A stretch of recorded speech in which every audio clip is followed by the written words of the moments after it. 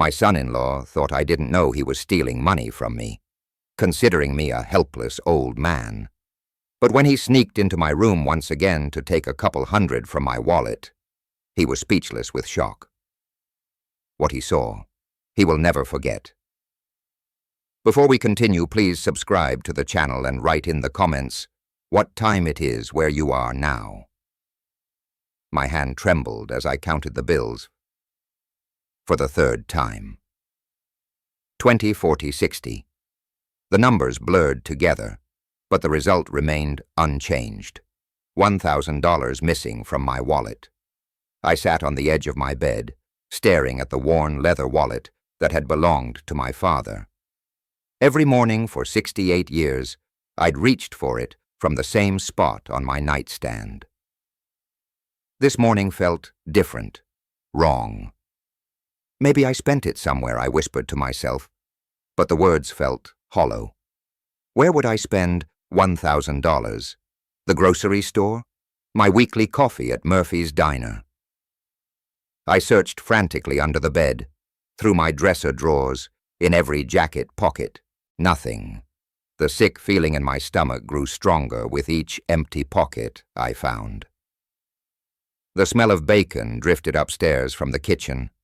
Helen was humming some tune from the radio she liked.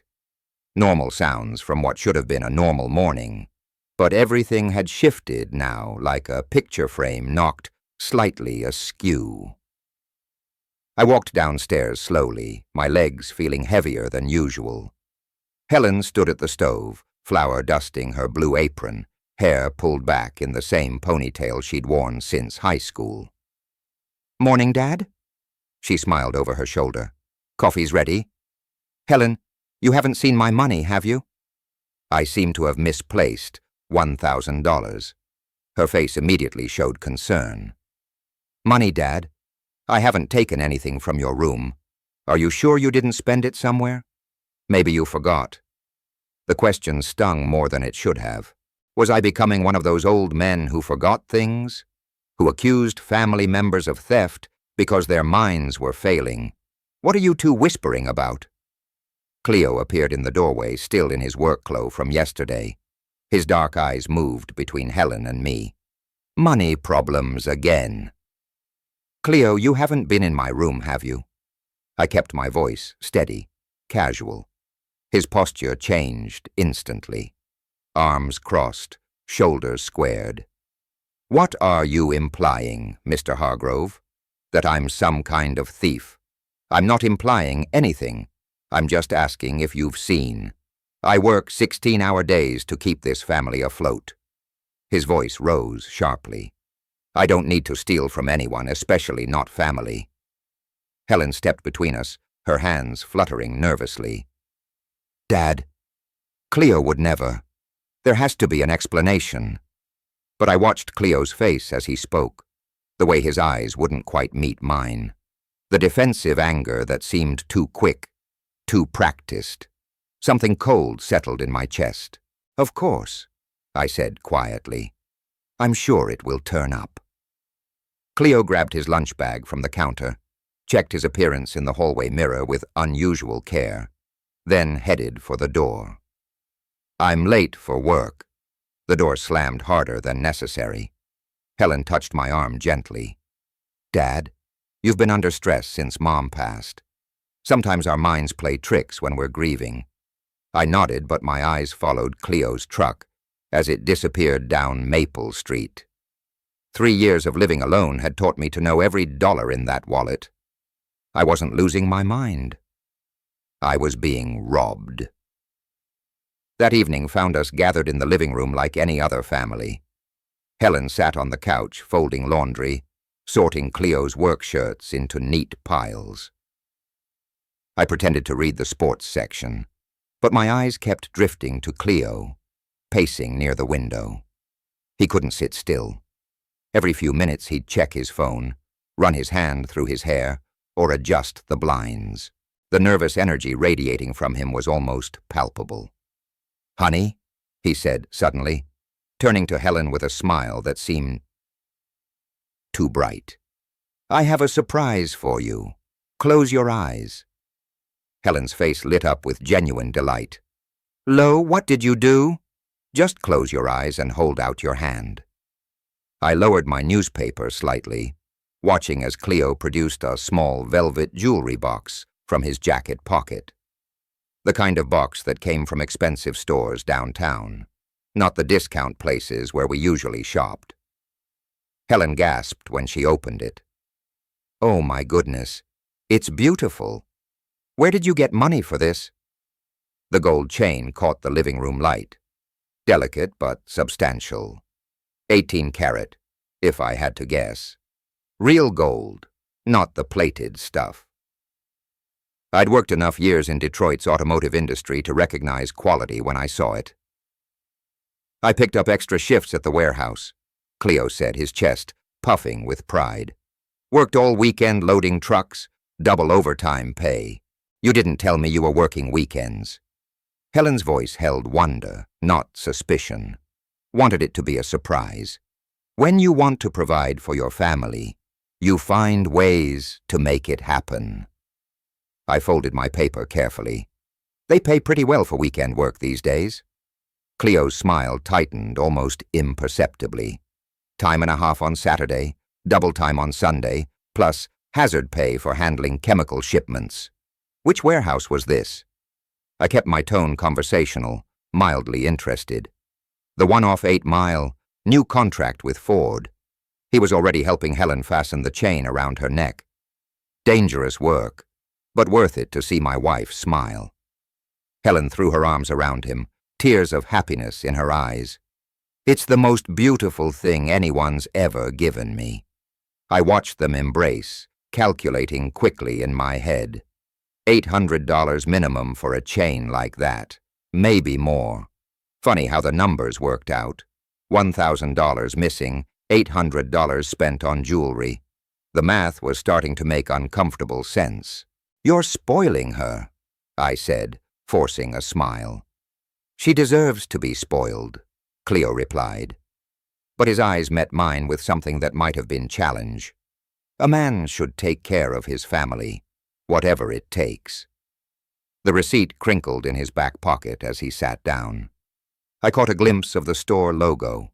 Silverman's fine jewelry on Woodward Avenue. Expensive taste for a truck driver picking up weekend warehouse shifts. "Well," I said, standing and stretching, "think I'll turn in early tonight. Long day tomorrow." "Dad, are you feeling all right?" Helen looked up from admiring her reflection in the chain. "Just tired, sweetheart. Good night." But I didn't go to sleep. I sat on the edge of my bed, wallet in my hands, listening to their happy conversation drifting up from downstairs. Helen's laughter mixed with Cleo's deeper voice, painting a picture of domestic bliss. The connection was becoming impossible to ignore. Missing money, expensive gift, lies about weekend work that I could easily verify with one phone call to the warehouse district. I'd been an engineer for 43 years. I knew how to solve problems by following the evidence, even when the solution was one I didn't want to find. 3 weeks later, I sat on my bed at 8 in the morning, wallet open in my hands, staring at the undeniable truth. Exactly $500 missing. This time there was no confusion, no self-doubt about my failing memory. I'd been checking my wallet every morning since the first theft, keeping mental notes of every dollar spent. Yesterday evening I'd had $800. Now I had $300. The theft had happened sometime after midnight when Helen and I were asleep. Cleo had been the last one home from his supposed evening shift, coming in around 11:30 with the smell of beer on his breath. I set the wallet on my nightstand and walked to the window. Cleo's truck was already gone. He left for work at 7:30 sharp every morning, but this morning I'd heard him in the bathroom at 6 o'clock, actually humming, while he got ready for work. The pattern was becoming clear. Steal money, act normal, maybe even cheerful. Wait a few days, then spend it on something that would make Helen happy and grateful. keep her loyalty divided between her husband and her father. But I wasn't going to be a victim anymore. I picked up my phone and dialed information. Detroit Electronics, Downtown District, please? The store clerk's voice was helpful. Detroit Electronics, how can I help you? Good morning. Do you carry small hidden cameras? Yes, sir. We have several models. What's your application? Home security. I need something discreet. We've got wireless units with night vision. Motion activation. Connects to your smartphone. Very popular with our customers lately. I'll be in this morning to look at your selection. Downstairs, Helen was getting ready for her shift at the supermarket.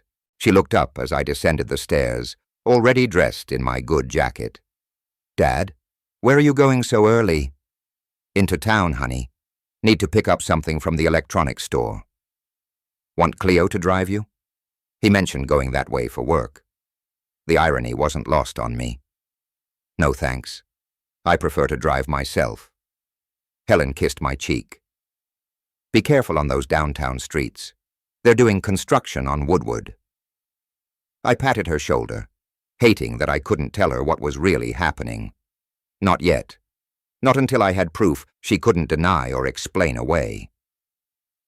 In my car, I checked the rear-view mirror before backing out of the driveway. My reflection looked different than it had in months. Determined. The confused, grieving widower was gone. The engineer was back, ready to solve a problem with methodical precision. The missing money wasn't random. The amounts, the timing, the defensive reactions, everything pointed to a calculated plan. Someone thought they were stealing from a forgetful old man who wouldn't notice or wouldn't fight back. They were about to learn how wrong they were. I drove toward downtown Detroit with steady hands, my mind already working through the technical specifications I'd need. Night vision capability, motion activation, smartphone connectivity, maybe audio recording too, if Michigan law allowed it. Evidence first, confrontation second, justice third. The game had changed, but Cleo didn't know it yet. Tech World Electronics sat on Woodward Avenue like a beacon of possibility. I parked carefully between two compact cars, my engineering instincts already cataloging the store's security cameras mounted above the entrance. If I was going to catch a thief, I needed to think like one. The electronic door chime announced my arrival. Rows of gadgets stretched before me. Smartphones, tablets, security equipment. A young clerk with thick glasses approached, probably wondering what an old man wanted with all this technology. Help you find something specific, sir? Home security cameras. Something discreet, but reliable. His face brightened with professional interest. Residential or commercial application. Personal. I need clear image quality, especially in low-light conditions. He led me to a display wall filled with various camera models. Boxes promised features I'd only seen in movies. Night vision, motion detection, smartphone connectivity. Technology had advanced significantly since my engineering days. This model here, he pointed to a compact black device, records up to 12 hours on full charge. I examined the specifications card. What about image quality in darkness? Crystal clear facial recognition from 10 foot. Infrared sensors automatically activate when ambient light drops below threshold levels. Motion activation sensitivity adjustable through the app. Won't trigger from shadows or small movements, but catches all significant motion. Very popular with our customers lately. The Night Eye Pro Mini fit in my palm. Smaller than I'd expected, but the specifications were impressive. 1080p resolution, 140-degree viewing angle, wireless connectivity, everything an engineer could want for gathering evidence. I'll take it.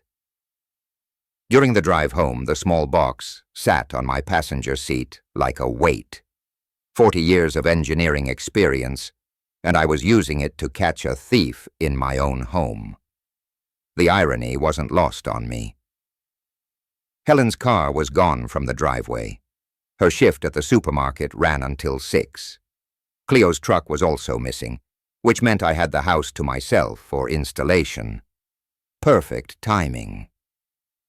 Inside, I spread the camera components across my kitchen table like puzzle pieces. The instruction manual was surprisingly straightforward. Mount, connect to Wi-Fi, download app, calibrate settings, basic technology that even someone my age could master. In my bedroom, I studied the layout with an engineer's eye. The nightstand sat directly across from my dresser, which held several framed family photos. Behind the largest frame, an 8-yen picture of Helen's wedding would provide the perfect hiding spot. Positioning the camera required precision. Too high, and it would miss the nightstand. Too low, and furniture would block the view. I adjusted the angle 3 times before achieving optimal coverage of both the wallet's location and the water glass I always kept beside my bed. The smartphone app connected immediately. Secure View displayed a clear black and white image of my bedroom, complete with timestamp and battery indicator. I tested the night vision by closing the curtains. The infrared sensors activated automatically, revealing every detail in ghostly clarity. Motion sensitivity required careful calibration. Too sensitive would trigger false alarms from shadows or settling house sounds. Too conservative might miss subtle movements. I set it to medium sensitivity and tested by walking past the nightstand. The camera captured my movement perfectly, sending an instant alert to my phone. Now for the bait. I counted exactly $300 from my remaining cash, arranging the bills so they were clearly visible when the wallet lay open. Not enough to seem careless, but sufficient to tempt someone who thought they'd gotten away with previous thefts. The water glass went in its usual spot, a habit from my late wife's time, when she insisted I keep hydrated through the night. Now it would serve as additional evidence if my suspicions proved correct. Everything was ready. Camera hidden, bait positioned, app configured. I turned off the bedroom light and paused in the doorway, knowing that tomorrow morning would change everything. In the darkness, the camera's tiny red recording light blinked once, then disappeared into surveillance mode. 7 o'clock arrived with the precision of a factory whistle. My eyes opened immediately, trained by decades of early rising for shift work. But today felt different. Today I wasn't checking my wallet with confusion or doubt. Today I was collecting evidence. The wallet lay exactly where I'd positioned it, but the bills were gone. All $300 vanished without trace. No surprise this time, just grim satisfaction that my trap had worked exactly as planned. I reached for my smartphone with hands that trembled slightly, not from age or uncertainty, but from anticipation. The Secure View app showed one motion-triggered recording time-stamped at 2:47 a.m., household sleeping time, perfect conditions for theft. My finger hovered over the play button. Once I watched this video, there would be no more doubts, no more benefit of doubt, just cold, documented truth. The infrared footage began with an empty bedroom. Then the door opened slowly, carefully. A figure moved with practiced stealth toward my nightstand. The camera's facial recognition was crystal clear. Cleo's features showed in perfect detail as he approached my sleeping area. He moved like someone who'd done this before. No hesitation, no fumbling around. Straight to the wallet, fingers deftly removing the bills. Quick count to verify the amount. Professional efficiency that spoke of experience. But then something happened that made my blood run cold. After pocketing my money, Cleo picked up my water glass, the one I drank from every morning, and deliberately spit into it. Not accidentally, not carelessly. A calculated act of disrespect and contempt. "How long has this been going on?" I whispered to my phone screen. "How many times have I drunk his spit?" I replayed the most offensive moments twice more. The theft itself was methodical, practiced. But that spit, that was personal. That was a man who not only stole from his benefactor, but actively despised him.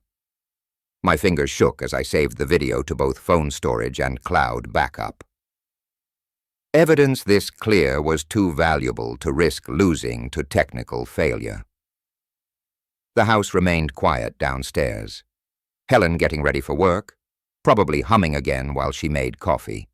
Cleo pretending to sleep off his night shift, playing the tired husband who worked so hard to provide for his family. I needed advice, someone objective who could help me process what I discovered. Jim Patterson answered on the second ring. We'd worked together for 20 years before retirement, shared enough coffee breaks and engineering problems to build trust. "Jim, sorry to call so early. I need advice about something serious." "What's wrong, buddy? You sound upset. I just caught my son-in-law stealing from me on camera." Silence stretched across the phone line. Finally, "Are you absolutely certain?" "Video evidence, clear as daylight. Shows his face. Shows him taking my money. Shows him I paused, still processing the spit. Shows him doing things that prove this wasn't his first time." "What are you going to do?" "I don't know yet. Helen doesn't suspect anything. This will destroy her world." "Evidence is evidence, Lester. You can't ignore theft just to preserve feelings." "I know, but she loves him. Has no idea what kind of man she married. Maybe it's time she learned." After hanging up, I sat on my bed edge, staring at the frozen video frame showing Cleo's face, clearly illuminated by infrared light. The camera had captured everything perfectly. Timing, actions, identity, irrefutable proof of systematic theft. Now I had evidence, but what exactly was I going to do with it? Through the thin walls, I could hear Helen moving around the master bedroom, getting dressed for another day of innocent ignorance. Soon, she'd kiss my forehead goodbye and head off to work, completely unaware that her husband was a thief, and worse. The living room felt different this morning. Same furniture, same photographs, same morning light filtering through lace curtains my wife had hung 15 years ago. But the atmosphere had changed completely. I settled into my recliner with coffee that tasted bitter despite the cream. On the side table, a leather-bound photo album caught my attention. Pictures from December when Helen and Cleo first moved in, everyone smiling, everyone hopeful. The contrast with this morning's reality hit like a physical blow. Opening the album brought back memories I'd tried to preserve. December 20th, their arrival day. Boxes stacked in the driveway. Helen crying with relief. Cleo shaking my hand with genuine gratitude. "Dad, we're so grateful," Helen had said, hugging me tight enough to crack ribs. "Without you, I honestly don't know what we'd have done." Cleo had stood behind her, humble and appreciative. "Lester, I promise we'll get back on our feet quickly. Just need a few months to find steady work. I'll help with repairs around the house," he'd added. "Earn our keep while we're here." "Take your time," I told them both. "Family helps family. That's what your mother would have wanted." Those first weeks had been wonderful. Cleo actually did help. Fixed the leaky kitchen faucet I'd been ignoring. Cleaned gutters before the heavy January snow. Even helped me organize tools in the garage. We'd shared evening beers and talked about his plans to find better employment. Helen glowed with happiness, having family close again, seeing her father and husband getting along, building what she hoped would be a permanent arrangement. She'd started planning holiday decorations for next Christmas, talking about traditions we could establish. But when had gratitude transformed into entitlement? When had Cleo's respectful Mr. Hargrove become the dismissive Lester, accompanied by eye rolls? When had helpful suggestions become bitter criticisms about my age, my habits, my supposed interference in their marriage? The change had been gradual enough that I'd explained it away. Financial stress making him irritable, job hunting frustration affecting his mood, normal adjustment period for 3 adults sharing space. I'd made excuses for increasingly disrespectful behavior. His complaints about my television being too loud, his suggestions that I eat dinner in the kitchen while they use the dining room, his pointed comments about old people who couldn't manage their own money. Looking back now, those comments about money management felt particularly insulting. He'd been stealing from me while criticizing my supposed financial incompetence. The photo album showed Christmas morning, Cleo opening the expensive tool set I'd bought him. Helen delighted with her new winter coat. All of us gathered around the tree like a real family. 3 weeks later, he'd committed his first theft. How long had he been planning it? Had he scoped out my bedroom during those helpful visits, noted my habits, my routines, the location of my wallet? Love you, Dad. Helen's voice startled me from my memories. She stood in the doorway dressed for work, purse slung over her shoulder. She bent to kiss my forehead, the same gesture every morning since moving in. Love you too, sweetheart. You seem quiet today. Everything okay? The weight of video evidence felt heavy in my pocket. How could I tell her that her husband was a thief, that the man she trusted completely had been systematically robbing her father while she slept beside him? Just thinking about things. Go on, don't be late for work. She headed toward the door, then paused. Dad, I know having us here has been an adjustment, but I'm really grateful. Cleo is too, even if he doesn't always show it well. The irony was almost unbearable. After her car disappeared down Maple Street, I closed the photo album and returned it to the side table. Those December memories felt like artifacts from someone else's life. A more naive version of myself, who'd believed in the goodness of family, who'd trusted without verification. The camera evidence demanded action. But what kind? Confrontation would shatter Helen's world. Calling police would destroy the family permanently. Staying silent meant accepting continued theft and disrespect. I had proof now. The question was, what kind of justice did I want? The chamomile tea steamed in my late wife's favorite china cup. But even Martha's old remedy for stress couldn't calm the storm brewing inside me. I sat at the kitchen table with my 2025 wall calendar spread open, red pen in hand, marking dates like a detective building the case. January 15th, the first real conflict. I drew a sharp X over the date, remembering how Cleo had tracked mud through the house despite my simple request about removing shoes at the door.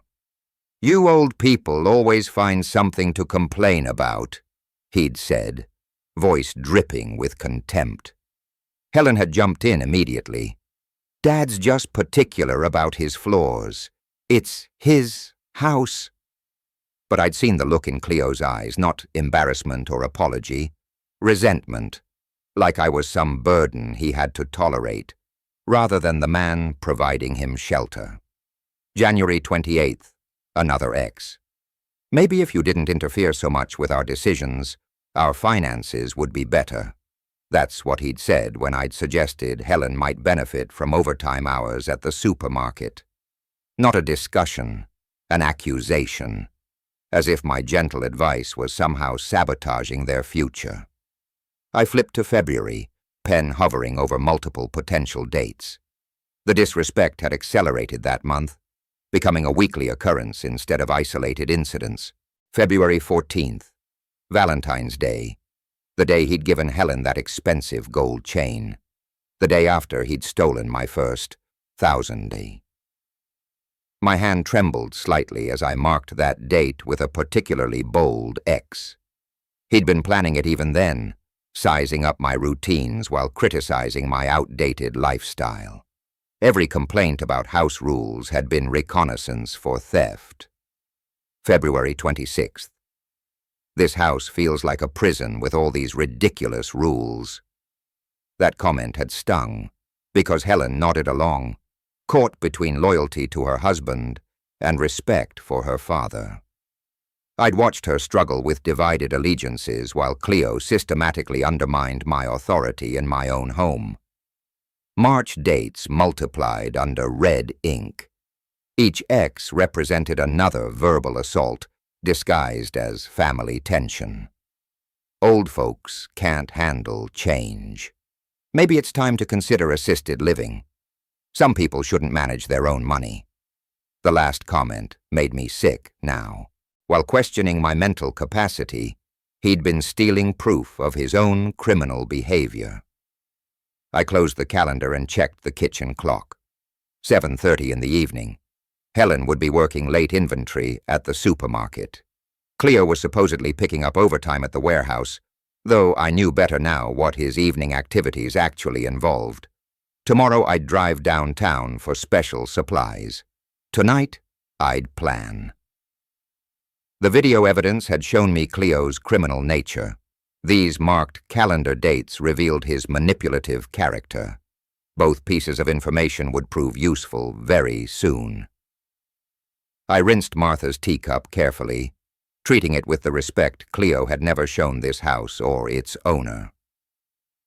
Tomorrow would begin the final phase of a lesson, 3 months in the making. Some people needed to learn that disrespecting your benefactor came with consequences. Pranksters' Paradise blazed in neon letters above a storefront that looked like a carnival had exploded. I checked the address twice before parking, feeling oddly out of place among the colorful displays of whoopee cushions and fake spiders. But this wasn't about humor. This was about justice. Inside, shelves stretched floor to ceiling with every conceivable practical joke. Buzzer handshakes, squirting flowers, rubber snakes. A young clerk with purple hair and multiple piercings approached, clearly curious about the serious-faced grandfather browsing shock devices. "Looking for anything specific, sir?" "Something that delivers consequences for unwanted behavior. Harmless, but memorable." She led me to a display case filled with various electrical novelties. "These shock items are pretty popular. What kind of application did you have in mind?" I examined a shocking wallet, testing its weight and texture. Real leather exterior, indistinguishable from an ordinary billfold. "How strong is the electrical charge?" "Completely safe, just 9 volts. Enough to surprise someone without causing any harm. Battery lasts about 6 months with normal use. Define normal use. Most customers deploy it once or twice before the novelty wears off. But this model is built for repeat applications, if needed." Perfect. I tested it on my own palm. A sharp zap that would definitely get someone's attention without causing injury. After 43 years of engineering, I appreciated good technical design, even in novelty items. I'll take it. And I need realistic counterfeit money. Movie quality. Her eyebrows raised slightly, but she led me to another section filled with prop currency. These bills look identical to real money in normal lighting. Only detailed inspection reveals the motion picture use only watermarks. I examined the fake hundreds and 20s. Impressed by the paper quality and printing precision, they felt authentic. Weight distributed correctly. Even had the proper texture of worn currency. How much for 300 worth? $3,750 for the prop money plus 9.90 for the shock wallet. Call it 50 to even. I handed over the real cash, thinking about poetic justice. $300 of fake money to replace the $30 real dollars Cleo had stolen. He wanted to take my money. Tomorrow night he'd get exactly what he deserved. The clerk packaged everything carefully to prevent accidental activation. Hope this works out for whatever you're planning. Oh, it will work perfectly. Back in my car, I secured the purchases in my trunk and reviewed the installation plan during the drive home. After Helen fell asleep, but before Cleo's usual theft window, probably around midnight, replaced my real wallet with the shocking version, loaded with counterfeit currency, positioned to look authentic in darkness. At the red light on Maple Street, I checked my rearview mirror, just an ordinary grandfather running afternoon errands. Nobody would suspect that tonight I'd prepare something my son-in-law would never forget. The trap was chosen. Now came the setting. The Helen ladled beef stew into our bowls with the careful attention she always gave family dinners, trying to create warmth in a house that had grown steadily colder over recent weeks. The kitchen smelled of bay leaves and simmering vegetables, but underneath the domestic comfort lurked something poisonous. "This looks wonderful, sweetheart." I kept my voice deliberately pleasant while studying Cleo across the table. He'd been unusually quiet since arriving home, picking out his food instead of devouring it with his typical enthusiasm. "Dad, you've been working on something in the garage all afternoon. New project. Just organizing tools. Amazing what you find when you really examine things closely." Cleo's fork paused halfway to his mouth. Something in my tone had caught his attention, though he couldn't identify the threat yet. "Speaking of examining things," I continued, buttering my bread with deliberate slowness, "I've been thinking about home security lately. Fascinating how technology lets you monitor everything that happens, even when you're sleeping." "Security?" Helen looked up from her stew. "Are you worried about break-ins?" "Not break-ins, exactly. More like internal security issues. Someone in this neighborhood thinks other people's money is community property." Cleo set down his fork entirely. "There you go again with your paranoia, Lester. Maybe you forget where you spend money and blame other people." "Paranoia?" I smiled, but there was nothing warm in it. "That's an interesting theory, Cleo. Tell me, how much did that warehouse overtime pay you last weekend?" His jaw tightened. "Why does that matter?" "Just curious about wage rates these days. Seems like some people earn money very easily for very little actual work." Helen sensed the underlying hostility and jumped in quickly. "Can't we just have one peaceful family meal? You two have been tense with each other all week. Your father's been making accusations he can't prove."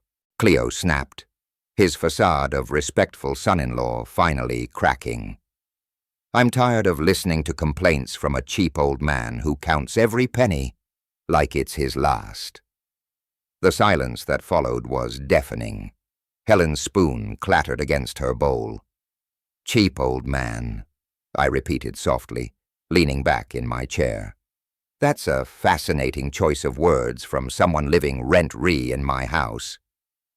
"Lester," Cleo started, but I held up my hand. "No, please continue.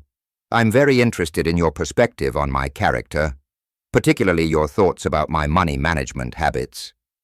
Helen looked between us with growing alarm. "What is this really about?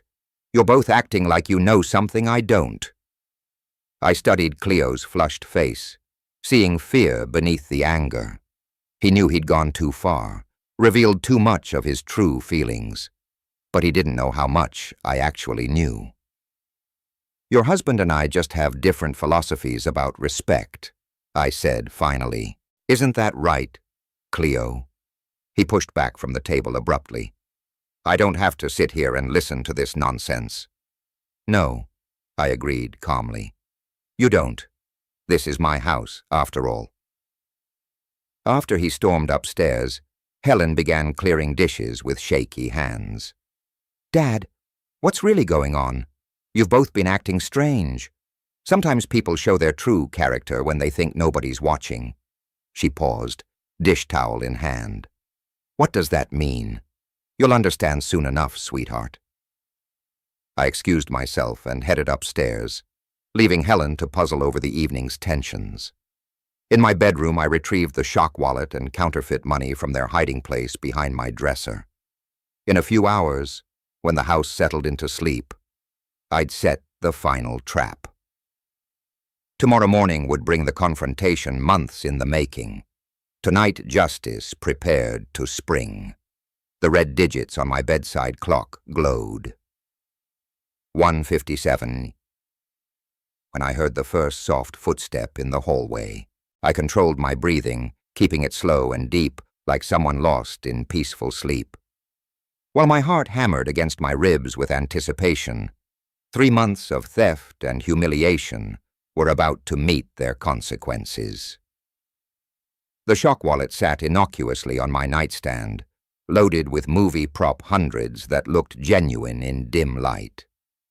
Every detail had been planned with an engineer's precision. Bait positioned exactly where Cleo expected it. Battery charged to optimal voltage, fake money aged to feel authentic. Another footstep closer now.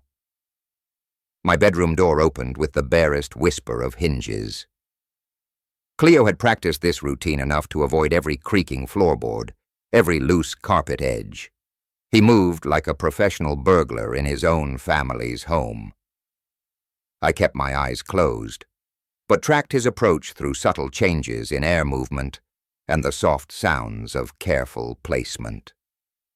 3 steps toward the dresser, paused to verify my apparent unconsciousness.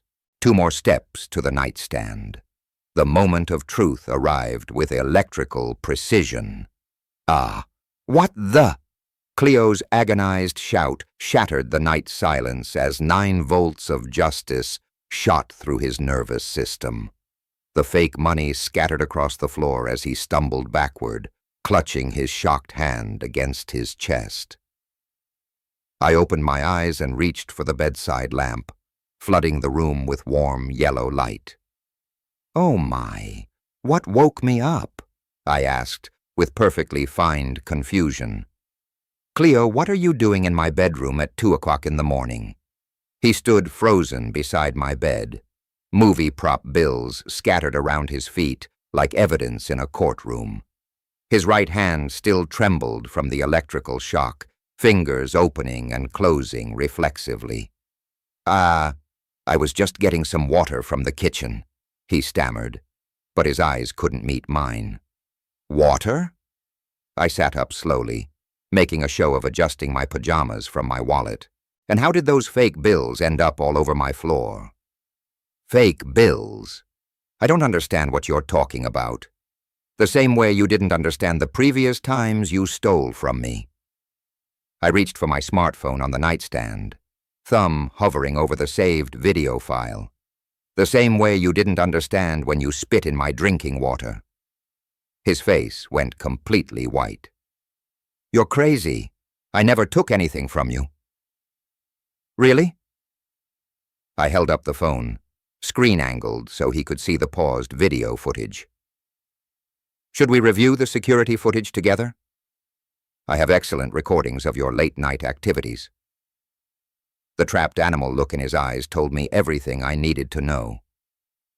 3 months of careful planning had worked exactly as designed, but our private confrontation was about to become a family crisis. "What's all that noise? Is everything okay up there?"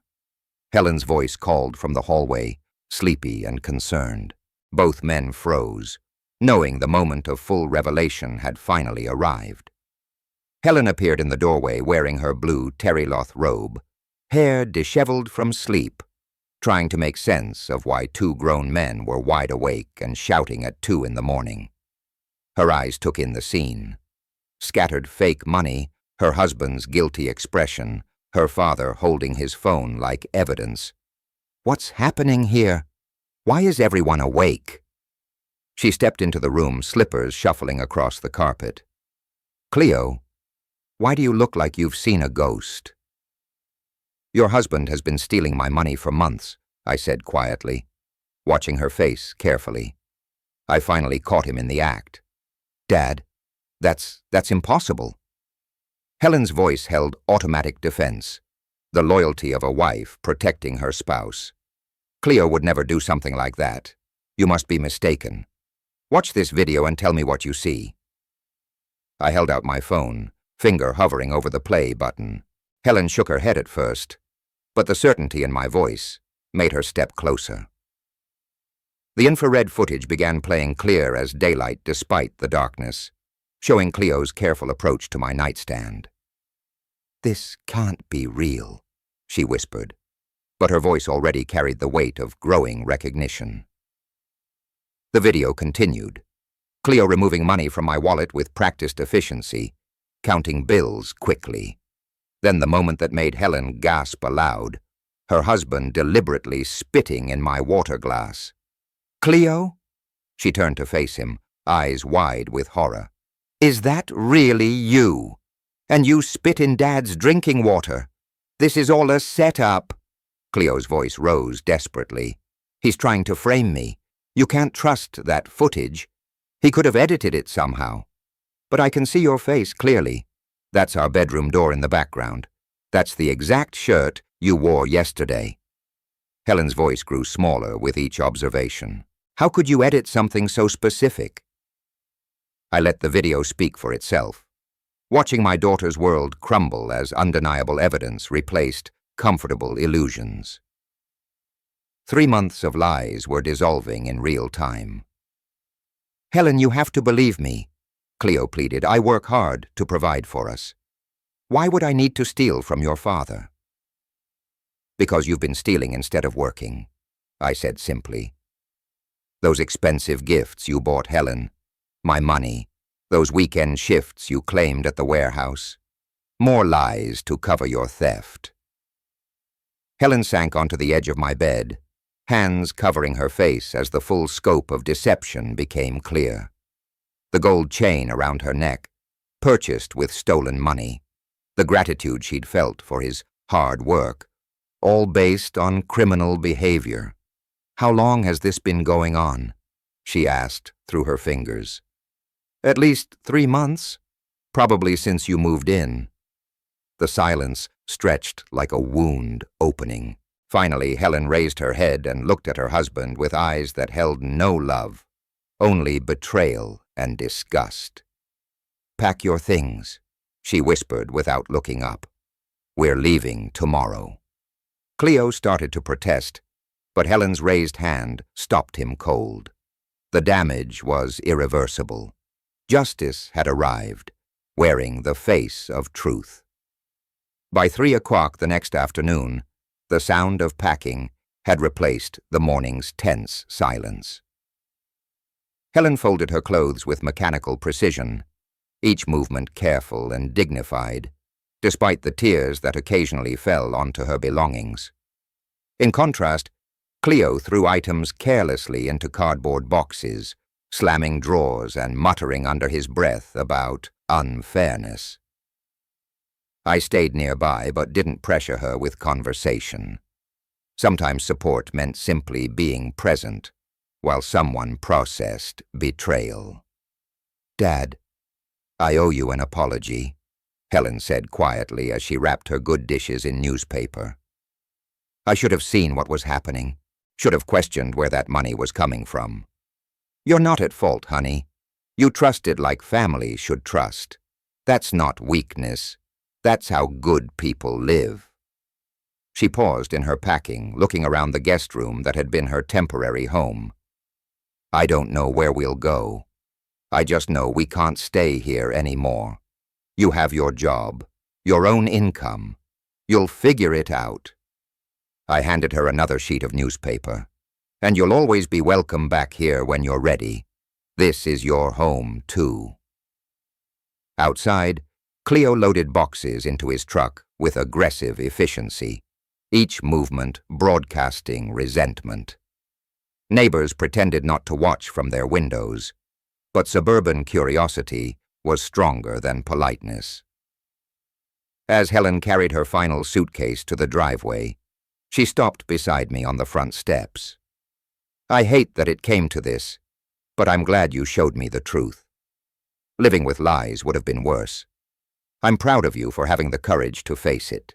She hugged me tightly, the kind of embrace that said goodbye and thank you and I love you all at once. I'll call you when we're settled. I need some time to process everything. Cleo slammed the truck tailgate shut and looked at me with barely controlled anger.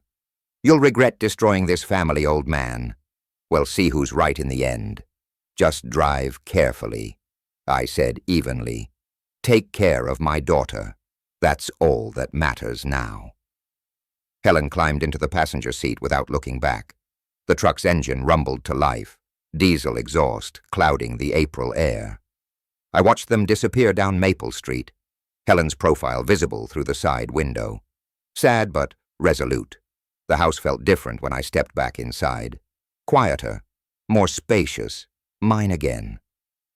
I made a single cup of coffee instead of the family pot I'd grown accustomed to, then settled into my recliner with the evening paper. Outside, spring darkness settled peacefully over the neighborhood. No more missing money, no more disrespect, no more walking on eggshells in my own home. Justice hadn't been revenge, it had been protection. The engineering approach had worked perfectly. Identify the problem, design a solution, implement the fix, verify the results. Sometimes protecting family meant having the courage to reveal uncomfortable truths, even when those truths shattered comfortable illusions. My home was secure again. The problem was solved. If you like this story, please like this video, subscribe to the channel, and share your impressions of this story in the comments. To listen to the next story, click on the box on the left. Thank you for watching.